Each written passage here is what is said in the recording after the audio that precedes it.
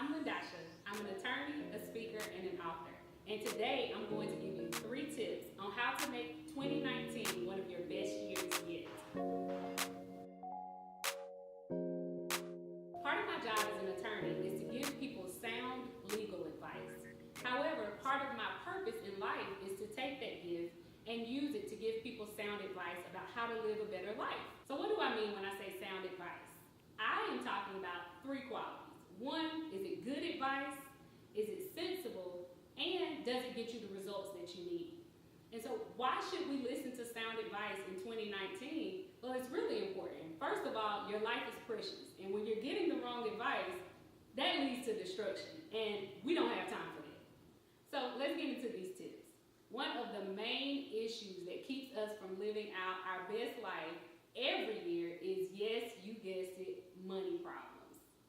And for many people in the world, money may not be a big issue. They have an abundance of money. They figured out how to deal with it. But for some of us, that's a real struggle in us practically living out our greatest life. Now, one of the only ways I've found to combat this issue is to set aside money that you earn every month and save it. I know that's a word that we all don't like sometimes in 2019 or 2018 or any year before that, but it's super important if we're ever going to live a life that is our best life. The method that I use in order to save monthly is created by David Beck, and it's called The Automatic Millionaire. Now, I came across David a few years ago on a video actually, and I ended up purchasing his book this year. And one of the things that I loved about David's Automatic Millionaire Tips is that it was so easy. David is a proponent of making sure that your savings and most of your finances are automated so that you don't even have to think about it. Once you automate your savings, then you can set it and forget it and then continue to move on with your everyday life. So I want to do an exercise with you in order to show you how simple this really is. So I'm going to show you right now how easy it is to be an automatic millionaire. Number 1, go to your bank's website. Number 2, log in. Put in your username and your password. Number 3, once you get to your unique login page, click on the tab that says Transfer Money. Once you click on that tab, now you have an important decision to make. How much do I want to save? My advice is that you choose small numbers. Take it small. It can be as little as $5 or $50 or $100, or it can be as much as $500 or $600. Whatever you have in your checking right now that's not already accounted for. Next, click from checking. After that, click to savings account, because of course you're moving money from your checking into your savings.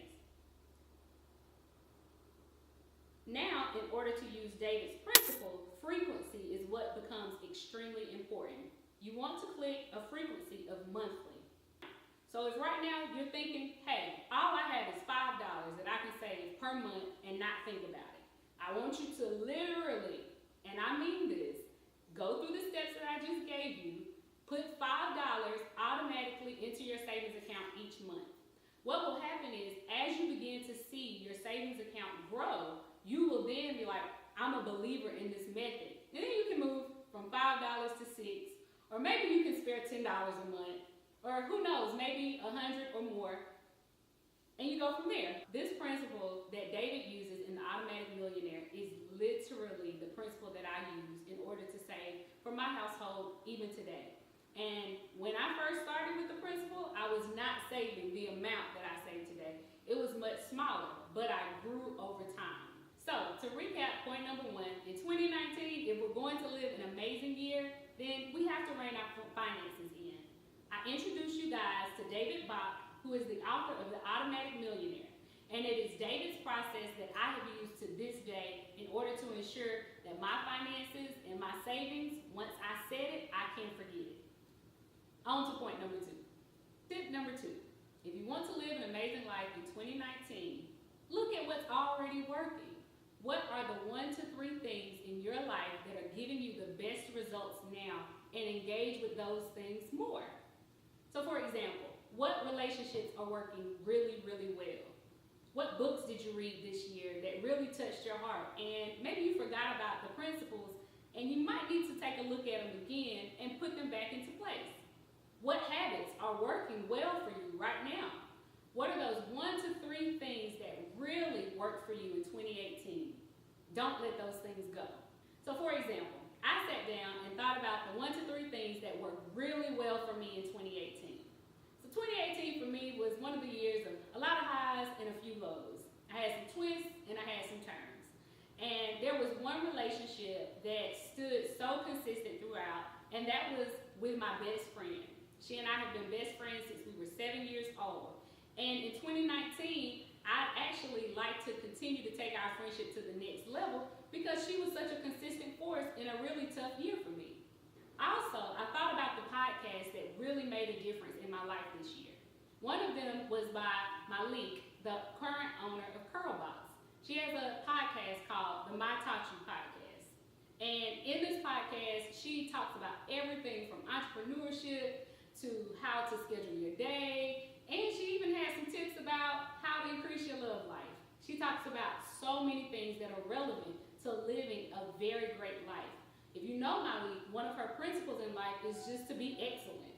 And so if you're looking for an amazing year, if you're looking to make 2019 one of the greatest years ever, I think you should check out her podcast. The third thing that worked really well for me this year was gratitude. As I stated, I had a lot of ups and I had a lot of downs this year. However, throughout all of those, refocusing on what I was grateful for helped to pull me out of a lot of slumps and allow me to continue to press forward. And hey, we're doing this video and we're getting ready to move into 2019, so I think I made it, huh? One of the things about gratitude is that it can come from many places. I recently just returned from a trip to Liberia, West Africa. And if you guys have never heard of Liberia, it's one of the poorest countries in the world. And one of the things that I learned about interacting with the people in Liberia is that although they didn't have as much as we do, although many of them were struggling to eat, many of them were struggling to make ends meet, they were very happy. They had a very joyful spirit and presence. And in America, we have so many options and we have so many things that we do, but it can be hard to find a person who's just truly grateful for it all. So when you decide to make gratitude one of those things that you really embrace in your life, it can really take you to the next level. To recap point number 2, sometimes in order to have a great year on the next year, you don't have to look outside of yourself and find new things. You just need to focus on the things that are already working. So sit down and decide what are the 1 to 3 things that worked very well for you in 2018 and make sure you hold on to them. Tip number 3 is reverse engineer your goals. Wait, what did I say? Girl, what does that mean? Reverse engineer your goals. Well, I'm glad you asked. Reverse engineering your goals is a process that I use in order to make sure that I'm actually working through what I want to achieve. If you guys have heard of the 7 Habits of Highly Effective People by Stephen Covey, then one of his habits is called begin with the end in mind. And I've taken that habit a little bit further, and once you know what your end goal is, start there and work backwards. That's what it means to reverse engineer a thing. Let's say in 2019, you're trying to figure out your fashion style. You're tired of wearing the clothes you used to wear, you're tired of kind of going to the same places, and you're thinking about rebranding yourself. Well, in order to reverse engineer a goal, the first thing you have to do is you have to say, what is my fashion style for 2019 going to be?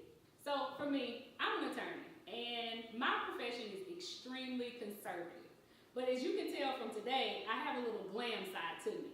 So one of the things for me in 2019 with my fashion style, it's going to be important for me to keep my personality next year, even as I'm continuing on in my business goals in a pretty conservative field. If you're not sure what your fashion style is going to be, in order to reverse engineer that, you ask yourself a question. What do I like? If you don't know what you like, then the next thing you do is you need to get inspired. So where do we go if we're trying to get inspired with fashion? Well, I'll go one of 3 places: Google, Pinterest, or YouTube. Once you've gotten your inspiration together, then the next thing you need to remember to do is save the photos. So in reverse engineering, I have a style in mind, an end goal. If I'm not sure what I even want that goal to be, the first thing I have to do is I need to get inspired. So what picture do I have? get inspired, I need to save that inspiration because life happens. And at the end of the day, someone may call you in the middle of you getting inspired. You need to have a place where you're keeping all of those ideas together. After that, you may want to sign up for a fashion website. Something like a Lori Swank's website or KLS by Kimora Lee Simmons, or maybe you like high fashion, so you want to sign up for Chanel's website. So after you signed up for a few websites, then it's time to shop your look. And guess what? You can do that online. There are a few websites that you can use. Number one would be Soul Society.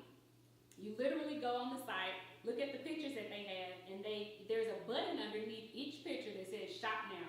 You can see all of the items on those pictures and see how much they're running for. That's important because it leads you to the next step, your budget. If in 2019 you want to adjust your fashion style, you're going to need money to do it.